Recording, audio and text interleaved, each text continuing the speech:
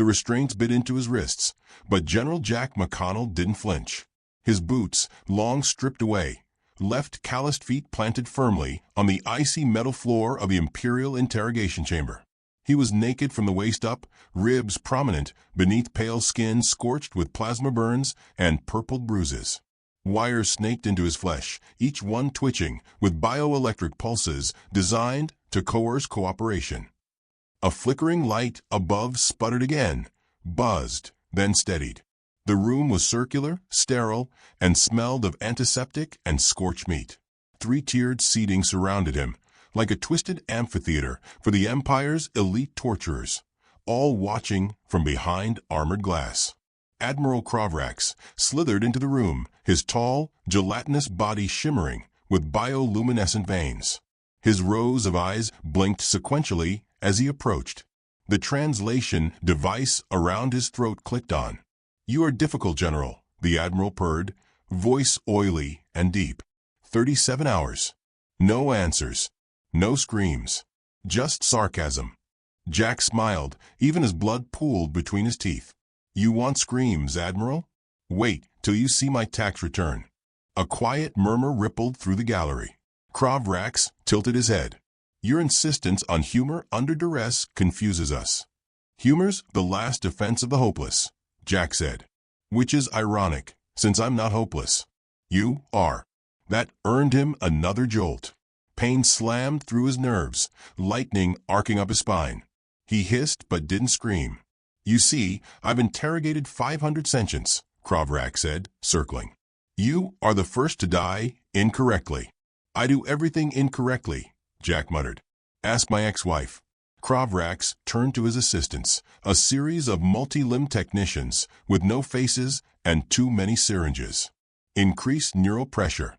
Begin segmental override." A metal needle whirred to life. Jack watched it descend toward his temple. "You're really running the classics today," he rasped. "Was this in the manual? How to Fail at Breaking a Human, Volume 1. The needle slid in. White-hot agony flared behind his eyes. Muscles seized. His mouth opened but produced no sound. And then, just as the pain reached crescendo, he felt it, the tipping point. Death. His heart stopped. The monitors flatlined. His eyes rolled back. And General Jack McConnell, hero of the Terran resistance, the last hope of Earth, died. 17 minutes passed. In those minutes, Admiral Krovrax declared the interrogation a success. "Upload the footage," he said. "Broadcast to the High Empress. The human general is dead. The war will conclude by cycle's end." Technicians began packing up. Lights dimmed. The surgical arms retracted. One of the assistants pulled a white tarp over the general's cooling corpse. That's when the temperature dropped. Not physically, digitally. In the deep analytics, stream fed to the command interface, something changed. A signature reappeared. Neural activity. Power where there should be none. The body, under the tarp, inhaled. Technicians screamed. Instruments beeped in alarm. Jack sat bolt upright, eyes glowing a soft, unnatural blue, the tarp falling off his shoulders. He coughed, then groaned. 17 minutes? Really? That's it? Come on, I was promised a light at the end of the tunnel. Chaos erupted. One technician tried to sedate him and caught a steel tray to the face. Jack, still shackled, swung his feet like a pendulum and cracked another one's knee. The shackles, designed for organic nerve locking, didn't recognize the nanites coursing through his system. When Admiral Krovrax returned, flanked by armed guards, he found Jack standing upright, bloodied but very much alive. "You died. Don't get me wrong," Jack said, cracking his neck. "It was a lovely death. Very relaxing. But I got bored. This is not possible. Your neural matrix was burned out." "Yeah, I felt it. Hell of a headache. But here I am." He smiled. "And now you've got a problem." The guards raised plasma rifles. Jack raised his eyebrows. "Careful," he said. "I've got heartburn, murder in my soul, and whatever Frankenstein juice your probes stirred up. I will go full 80s action montage on your asses." Plasma rifles fired. Jack moved. He was fast, too fast. The nanites weren't just repairing him. They were enhancing. The first shot grazed his ribs. He ignored it. The second never landed. He grabbed the rifle, twisted, and used it like a club. Within seconds, 3 guards were down, their armor cracked. Jack didn't hesitate. He tore a panel from the wall and used a sparking cable to overload the door lock. It hissed open. He stepped into the corridor, barefoot, half dead, and grinning. Alarm screamed. Down the hall, a floating drone broadcast an emergency feed. Jack waved at it. "Hey, Galaxy. Remember me? Thought I was dead." "Well," he tilted his head. "I got better." More guards poured in. Jack sprinted toward them, body moving like it had remembered how war tasted. One alien fired a shockwave. Jack leapt, using the wall as a springboard, flipping over the blast. He landed, yanked a baton from one of their hands, and unleashed absolute chaos. He didn't fight clean. He fought like a man who'd spent years crawling through Earth's last trenches, dodging orbital fire, throwing rocks at drone tanks because bullets had run out. Behind him, screens flickered with his vitals. All wrong. Human brains weren't supposed to restart, and certainly not come back stronger. From a dark surveillance room, deep in the Empire's command tower, one voice muttered, "Initiate analysis." This may be connected to Terran myth protocol, something called Lazarus. Meanwhile, Jack found a locker room. He stumbled in, panting, dripping sweat, half laughing, half growling.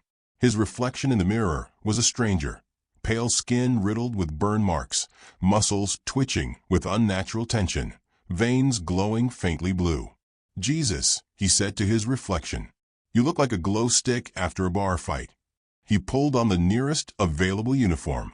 It barely fit, but it was better than going full Rambo in his boxers. From the console, he accessed surveillance logs. Earth. Last reported footage. The final Terran fleet, cornered and annihilated. Jack stared at the screen, silent.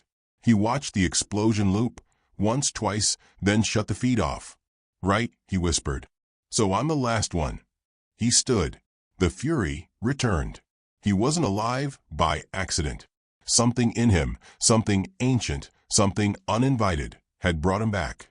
Whether it was Earth's desperation or some alien mistake, it didn't matter. They wanted Earth broken. They killed his men. They tortured him. They even broadcast it, probably thought it would scare someone. But they'd miscalculated.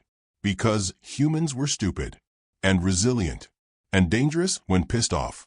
And Jack had been all three since the first invasion.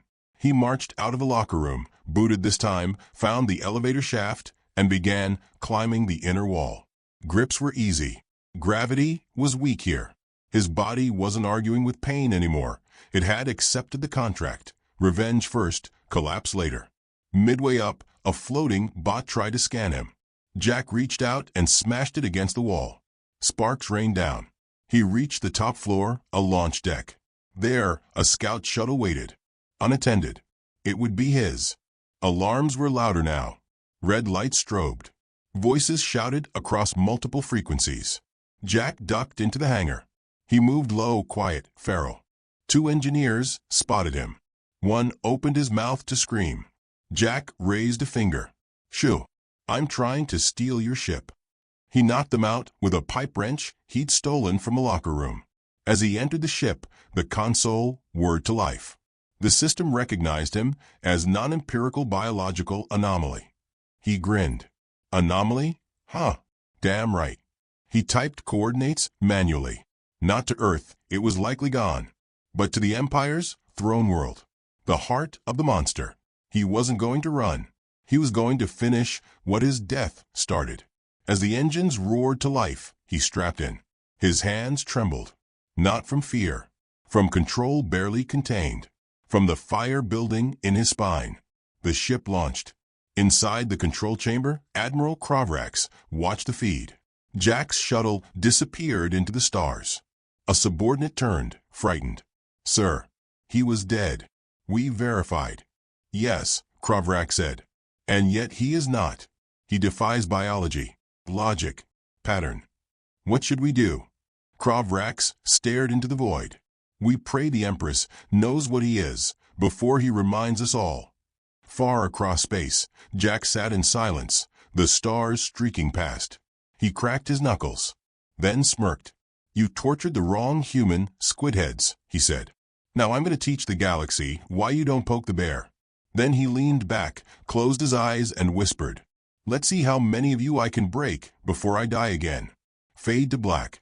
The stolen scout ship rattled like a tin can being dragged through a meteor shower. Jack McConnell gritted his teeth as the Empire's hyperlane system hurled him across sectors faster than any human body had a right to endure. His fingers danced across the controls, half guesswork, half instinct, while the onboard AI shrieked in a heavily accented imperial voice about unauthorized biological anomalies. Yeah, I'm an anomaly," Jack muttered, silencing the warning with a slap. "You think I asked to come back from the dead?" He winced as another spasm shot up his spine. The nanites were working overtime now, repairing, optimizing, adapting. He could feel them buzzing in his bloodstream like fire ants with a to-do list. His reflection in the control panel's glass showed pale skin flushed with bioelectric pulses and eyes that glowed faintly blue in the dim light. Whatever Project Lazarus was, it wasn't just resurrection, it was transformation. The ship chirped. Incoming transmission. Scrambled. Not from the Empire. He leaned forward. Patch it through. Static, then a heavily distorted voice. "If you're receiving this, it means Lazarus succeeded." Jack froze. That voice. It was Dr. Zoya Marquez, chief scientist, psychotronic engineer, and the only person who ever beat Jack at chess during wartime. "Lazarus wasn't ready," the voice continued. "We didn't have time to debug. You were the backup plan. God help us." The feed cut. Jack slumped back into the seat. That's comforting. He let the silence stretch. Behind closed eyes, his memories flickered, moments from Earth's final days. The war room buried beneath Cheyenne Mountain. Zoya scribbling equations on a whiteboard while balancing a cup of coffee on a drone. Jack mocking the name Lazarus while she muttered something about theological irony and adaptive resuscitation matrices. He remembered arguing that it was a bad idea. She'd replied deadpan, "So is fighting an empire with duct tape and war cries." He laughed under his breath. "And I let them use me as the test subject. Idiot." He stood, stretching, bones cracking in protest. Inside the shuttle's cramped hold was an equipment rack. A spare suit, Empire issue, tight in the shoulders but wearable. He slipped into it, tucking the plasma baton into a side holster, then returned to the cockpit. The NAV readout blinked. Throne World ETA, 2.7 hours. He pulled up Lazarus logs. Most were corrupted. The remaining files were a patchwork of scrambled video, lab notes, and one corrupted voice memo from Zoya. Note: Subject 0 shows full neural wipe postmortem. Nanites rebuilt synaptic pathways from backup memory engrams, stored in cranial lattice. Caveat: Subject may experience slight personality drift and short-term emotional instability. Also cravings for beef jerky. Jack smirked. That tracks. Another note detailed the source of the nanotech. Not Terran-made. Something ancient. Recovered from a crashed vessel in Nevada back in the 40s. Apparently, Roswell wasn't a weather balloon after all. Jack tapped the screen. So that's how we cheated death. We looted alien graves. He should have been appalled. He wasn't. Humanity had always been creative when cornered. Reverse engineering space tech using duct tape and caffeine was practically a birthright. He leaned back, watching stars streak by. The hum of the drive soothed him, even as his mind buzzed with unwanted clarity. The Empire had killed billions. His people. His world. And now, after burning him alive, they were throwing galactic parties about how the war was over. But it wasn't. He was proof. They called humans primitive, emotionally volatile, unpredictable. All true. But they never figured out that in chaos, humans thrived. Give a human a toaster, a wire, and a grudge, and he'll take down a moon base. And Jack? Jack was the poster boy. The shuttle jerked. Out of hyperlane. Proximity alarms blared. He bolted upright, glancing at the scope. 3 vessels. Imperial. Interceptors. Of course, he muttered. Nothing says warm welcome like guided missiles. A harsh ping echoed through the ship. The lead vessel broadcasted in binary, then translated. Surrender. Prepare for disintegration. Jack hit the reply key. Sorry, can't hear you over the sound of freedom. He yanked the throttle, flipped the inertial dampeners, and slammed the stick hard left. The shuttle screamed, metal groaning. Plasma bolts sizzled past the hull as he dove into an asteroid belt. Chatter erupted across enemy channels.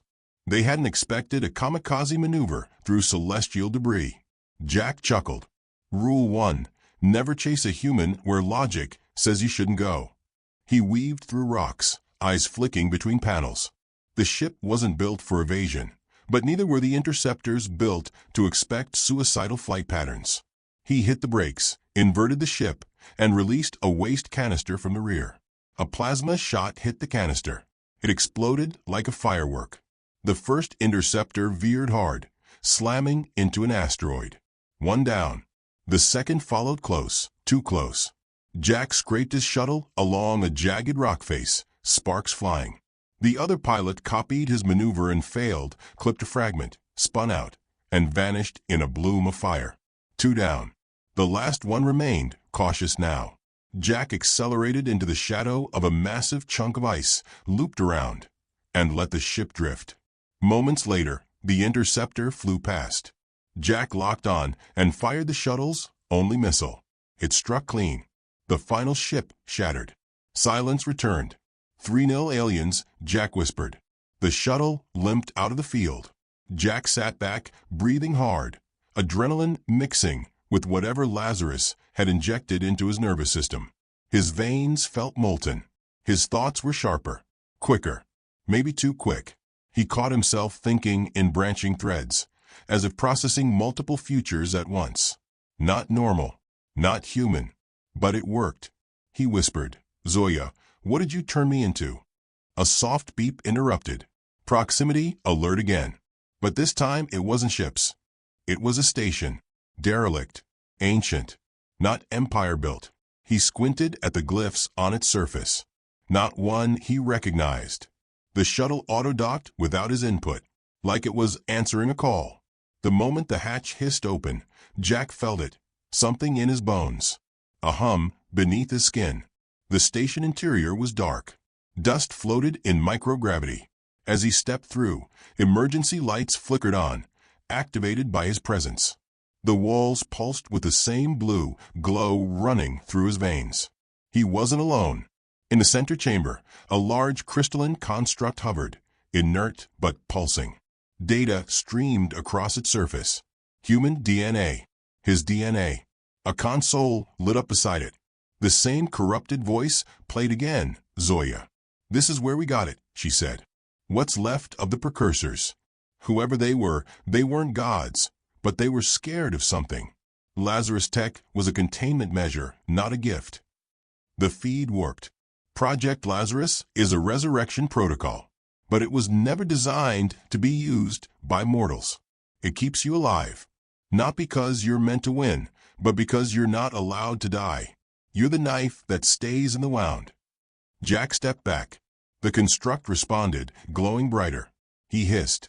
Pain shot through his skull. Memory surged, deaths he didn't live, worlds collapsing, languages he never spoke but now understood. The nanites were decoding the station, syncing, integrating. He clutched the wall. This isn't just a resurrection tech. It was a curse, a weapon, a statement. Whoever built it hadn't intended for anyone to survive the burden, just to endure long enough to be used. Jack's stomach churned. They didn't bring me back to save humanity. They brought me back to punish the Empire. The console dimmed. The structure powered down. Whatever knowledge it gave him, it was done. He returned to the ship, shaken. The glow in his veins dimmed, but remained. Back in the cockpit, he watched the stars, silent. For the first time, he felt small, not because he feared what lay ahead, but because he realized he wasn't the sharpest weapon in humanity's arsenal. He was the last, and the weapon was already lit. He updated the ship's NAV manually. No more running. No more detours. The throne world was ahead. The Empress, the Council, the heart of the empire that tortured him, burned his planet, and now thought itself safe behind layers of arrogance and armor. Jack rolled his neck. The pain was gone. Only fire remained. He whispered, "Let's finish what you started." And as the shuttle turned toward the capital of a galaxy built on cruelty, Jack McConnell, dead, reborn, and more human than ever, grinned. The bear was awake. And now the hunt would begin. The throne world came into view like a diamond set in darkness, its surface a dazzling sprawl of towers and orbital rings that pulsed with a kind of quiet arrogance. It wasn't merely the capital of the Galactic Empire. It was its ego-given architectural form. Jack McConnell watched it from the scout ship's viewport, arms crossed, jaw tight. From this distance, it didn't look like the kind of place that believed in mistakes, that worked for him, because he was about to make one on their behalf. Alarms began chirping softly as the ship slipped into the outer perimeter. He wasn't exactly flying in undetected, but he'd expected as much. His stolen clearance codes, lifted from the interceptor logs and crudely spliced together with help from the shuttle's half-cooperative AI, wouldn't hold forever. But they didn't need to. He only needed 15 minutes and a good distraction. The distraction, as it turned out, was himself. He left the cockpit and opened the weapons bay. Imperial tech, sleek and cold, glinted under harsh lighting. Jack bypassed most of it, too complicated, too alien. Instead, he grabbed a magnetic breach pack, a pulse rifle, and a fragmentation cluster he'd jury-rigged to explode in the key of B-flat. Then he found the last piece, a small box in the corner, labeled in Galactic script he only halfway understood. It pulsed softly when he picked it up. Inside was a spherical drone the size of a baseball. He activated it. "Hey there, little guy. Let's make some fireworks." The drone blinked blue, then hovered near his shoulder. It chirped twice, scanning his face. "Yeah," he muttered, locking in his exosuit's bracers. "I'm not dead. Get over it." The ship passed into the upper atmosphere of the throne world. A docking signal pinged. His clearance was being questioned, and the timer was ticking. Jack moved fast, rigging the ship's internal systems for overload. He uploaded a looped broadcast on all open channels. The image, himself, shirtless, covered in bruises, blinking into the camera. Message, "Hey Empire. Quick note, your torture didn't stick. Also, I'm bringing a boom." He hit transmit. The signal went viral in under 12 seconds. By the time his ship hit the landing platform, the entire orbital palace was watching him step out into the smoke and light like a B-movie action hero come to life. The guards who rushed forward were already confused. Was this a stunt? A prisoner escape? A propaganda deepfake? Then Jack opened fire. The first guard went down before his weapon even cleared its holster. The others fell back in panic, plasma bolts searing past Jack's head as he dove behind a reinforced container. The pulse rifle barked, sharp and angry, as he ducked and rolled. The drone beside him emitted short bursts of interference, scrambling their targeting systems. It wasn't a fair fight. It was a massacre. Jack moved like lightning, his body a blend of fury, pain, and nanite-augmented precision. Each movement calculated, instinctive, raw. The Empire had spent centuries refining war to an elegant science. Jack had taken a crowbar to it. He cleared the platform in under 3 minutes. An emergency lockdown triggered across the sector. Barricades rose, turrets deployed, and sirens screamed. But Jack was already inside the inner facility, using stolen ID tags and corridors only engineers ever thought about. He didn't need to reach the throne room yet. First, he had to show them something important. That humans don't die easy. He hacked into a terminal, bypassing encryption, with help from the glowing neural thread now part of his skull. The precursor tech was whispering again, feeding him access codes, schematics, blind spots. It was cheating, technically, but then again, so was genocide. He pulled up a holographic map. Throne World Command Center. Center of Orbital Governance. 5 floors down, reinforced, guarded by elites. But more importantly, it had a planetary broadcast relay. He moved. 2 staircases and a maintenance tunnel later. Jack stood outside a fortified checkpoint. Two massive guards waited, each clad in ceremonial armor etched with victories against other species. They hadn't fought humans before. Jack stepped into view, arms raised. "Hey, fellas, got something for you." He tossed the spherical drone into the air. It whirled, blinked red, and detonated into a blinding sonic burst. The guards staggered, blinded. Jack struck low and fast. Elbow to the knee, rifle butt to the helmet. One went down screaming. The other tried to rise. Jack finished it with a single brutal kick. Inside the command center, he triggered the broadcast override. Across the entire throne world, every screen flickered. Public plazas, command decks, private offices, all now displayed one thing: Jack McConnell, standing in their nerve center, pointing a rifle directly at the camera. "Hey, Galaxy," he said. "Miss me?" He paused, let the silence stretch. "You thought Earth was finished. You told yourselves that killing our armies, our civilians, our children was necessary, efficient, logical." The camera panned back. The bodies of the elite guards lay at his feet. "But I'm not here for speeches," he said. "I'm here to remind you. You can kill the man, but you can't kill the movie montage. And baby, we're only halfway through." He fired the rifle into the ceiling, cutting the feed. By then, the Royal Guard was already moving. Jack ran. Corridors twisted and blurred. Gunfire followed him like a drumbeat. Explosions rippled through the outer hallways. His breech charges, now detonating on delay. Each one drew attention away from his real path. He reached the elevator shaft leading to the Empress's hall. Locked. Reinforced. He placed the fragmentation cluster on the door and stepped back. The explosion blew the doors inward with enough force to set off seismic alarms. Smoke poured out. Jack stepped through it. The Empress's hall was vast marble floors, gold-veined columns, statues of triumph. At the far end, the throne. She sat on it like it was part of her. 12 feet tall, armored in obsidian. Her 4 eyes narrowed as she watched him approach. "General McConnell," she said. Her voice was thunder in a hurricane. "You are not welcome here." "Yeah," Jack said, reloading. "I get that a lot." Her guards moved to intercept. Jack ran forward, launched himself off a decorative plinth, and kicked the first one so hard his helmet spun. The others swarmed. He fought like a man who had already died once. Because he had. He ducked low, swept legs, elbowed throats. He took hits, ribs cracked, blood spilled. But nothing slowed him. The last guard dropped. The Empress rose. "You think this will change anything?" she said. Jack stared at her. "No. I just want you to feel it." She charged. They collided like tectonic plates. She struck with the weight of worlds. Jack fought back with rage older than stars. Her armored gauntlet smashed into his ribs. He spun, grabbed her arm, and drove a blade into the joint. She roared. He dodged. She moved like a war machine. He moved like a street brawler with nothing left to lose.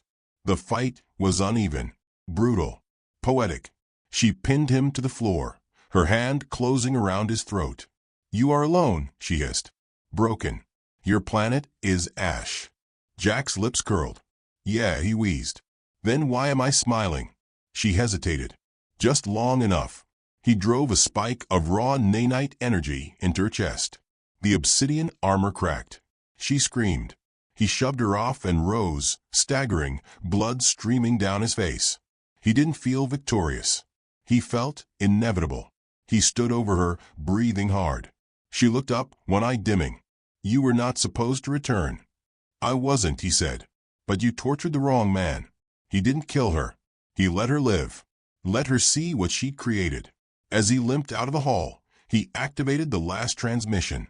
Across the stars, every surviving Terran resistance cell received the same message. It wasn't coordinates. It was hope. A single image, Jack McConnell, bloodied but standing, against the Empress's shattered throne. Followed by 4 words. "The war isn't over." And the galaxy trembled. The corridors of the Imperial Citadel burned behind him. Walls cracked, glass spiderwebbed with fracture lines. Jack McConnell limped forward, blood drying on his face. his pulse thudding against the edges of a skull that refused to shut off. The nanites were screaming in his nervous system, pushing past biological limits. His breath came in ragged bursts. His legs threatened collapse. But the fire in his chest, rage, purpose, memory, drove him onward. He had left the Empress alive. Not out of mercy, out of design. Let her bleed on her throne. Let her watch her empire crumble around her like the ash of a world she once scorched. She'd said he was alone. She was wrong. That message he broadcasted. The image of him, bloodied and breathing victorious. It wasn't just for resistance fighters hiding in forgotten asteroid belts. It was for everyone the Empire had ever oppressed. The spark was lit, and fire, Jack knew, had a way of spreading. A voice crackled in his ear. "Jack, do you copy? Repeat, McConnell, come in." He tapped the communicator embedded in his collar. "Zoya." "Damn right it's Zoya." Her voice was like caffeine and fire. "You glorious idiot. What the hell did you do?" "Made a statement." "Yeah. Well, the statement set off half the Empire's communications grid. You blew out 8 sectors and triggered 5 simultaneous rebellions. That's not a statement. That's a declaration of galactic insomnia." He grinned. Even bleeding out, he couldn't help it. "Glad to hear your voice. We thought you were dead." "I was." "Typical. Only you could treat death like a bad habit." He paused, leaning against a scorched bulkhead. "How'd you get this frequency?" "Your Lazarus tech piggybacked a pulse into deep space. One of our old relays caught it. Jack, there are survivors. More than we thought. Pockets all over. When they saw your broadcast, they started moving. You're a damn legend now." His voice cracked. "Earth." A beat. Then her voice, soft. "Still gone." But Earth wasn't just dirt and sky. Earth is every stubborn soul still fighting. And we're done hiding. Jack lowered his hand. The pain came back in waves, and this time it wasn't just physical. He'd seen comrades die with grit in their teeth. Seen cities blink out like they never mattered. But now it all mattered. The pain had a purpose. And so did he. A distant tremor rumbled beneath his boots. A rumble that grew louder, closer. From the end of the corridor, a shape emerged. Not guards. Not soldiers. Something worse. A juggernaut. 10 feet tall. 4 arms. Black armor etched with Empire sigils. The final enforcer class. Built for extermination. Programmed to fight until every organ pulped or power source drained. Jack muttered under his breath. Of course. One last cliché. The juggernaut charged, seismic steps echoing like war drums. Jack dropped into a stance. His rifle was gone. His knife shattered. All he had was a cracked plasma baton and a body held together by nanites, pain, and pure human spite. He ran straight at it. The juggernaut swung. Jack Dove low rolled, came up behind it, and slammed the baton into the joint of its knee. Sparks flew. It stumbled. He pressed the attack. Elbow to the spine plate. Head butt to the sensor cluster. His knuckles broke. He kept swinging. The juggernaut turned, grabbed him mid-strike, and hurled him down the corridor. He hit hard, sliding across molten floor tiles. Something in his side tore open. Blood painted his vision red. The juggernaut stomped toward him. Jack forced himself to stand, one breath at a time. His hands curled into fists. "Come on," he said, voice low. "I didn't crawl out of a grave just to die like a side character." The juggernaut raised its fist. Jack ran forward. The world slowed. In that final moment, he jumped, not away, but toward the monster. Grabbed its arm, twisted midair, landed on its back. Drove the shattered baton into its neck seam. The creature convulsed. The nanites in Jack's blood surged, reacting to proximity. Overloaded the machine's interface. Hijacked its circuits. The juggernaut roared, limbs locking, twitching. Jack dropped off its back as it collapsed, its systems frying in an electric seizure. He stood there, panting, every cell on fire. Behind him, the hall crumbled. Above him, through the breached ceiling, stars winked in. His knees buckled. He sat hard, back against a ruined pillar. The fight was over. But the war had just started. His communicator buzzed again. "Jack, we've got ships. We're coming in. Extraction in 4 minutes. Hold tight." He looked around at the ruin, the smoldering remnants of a civilization built on fear. Then he looked inward. He wasn't just a soldier anymore. Wasn't just a resurrected science experiment. He was a symbol now. One the galaxy wouldn't forget. "Make it 2, he said. "Why?" He smiled, slow and dangerous. "I've got one more thing to do."